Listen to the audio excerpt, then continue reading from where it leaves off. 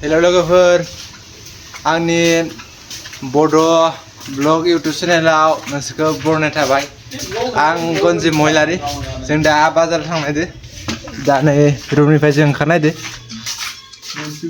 नै लोगोदो आंदो थांनायदो दा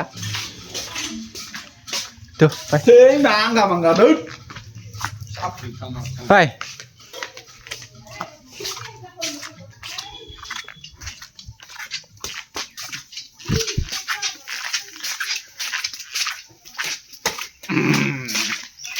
रुमनिफ्राय ओंखारलायबाय जों दा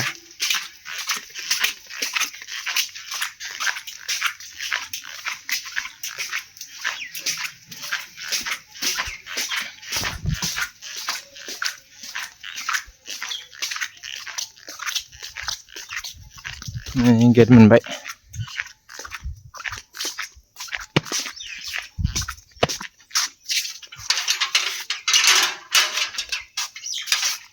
फां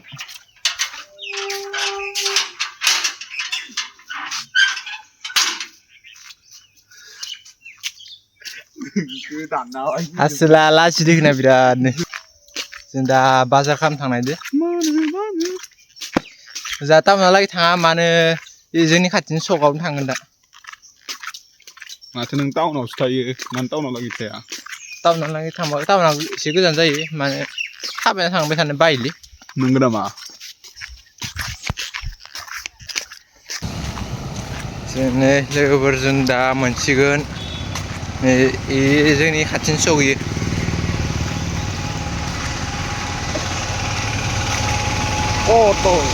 रबिबाराव दखानफोरा एसे बन्द जायो मानो दाबा मानो मोनगोन मोना मिथिला आरो नांगौ बुस्थुफोरखौ मोनगोन ना मोना मिथिला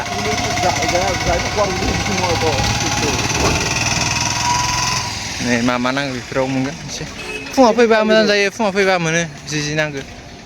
दा एसे टाइमा जाबायना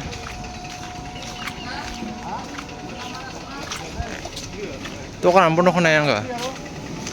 दखानफोरा बन्द गोजा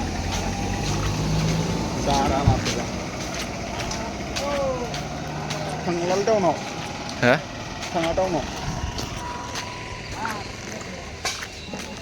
बन्द गोजालै दखानफोरानो बन्द गोजा मा खालामो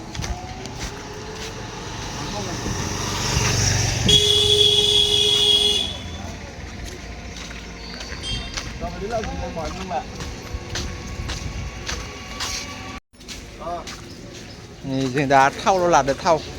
माने एख' गैया मोनाखैनो दखानफोरानो बन्द गोजालै ओजाय सिगाङाव थांबावनो र' एसे मोनो लामा जनाय बाजार खालामो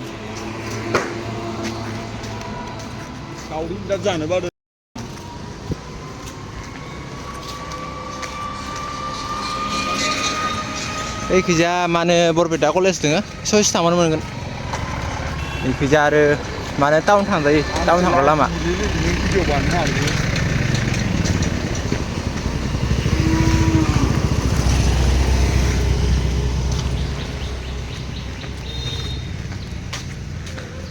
दखानफोरा बन्द गोजानि जाबाय दे भाई जाबाय दायो लाबाय दे नै जोंनि कलेज इयो आइटिआइ कलेज नै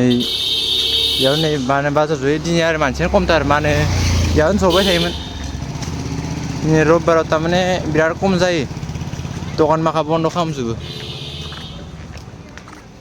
आरो दा एसे टाइमा बेलासि जाबाय आरोना टाइमा एसे थांबायानो सानजौफु जाबाय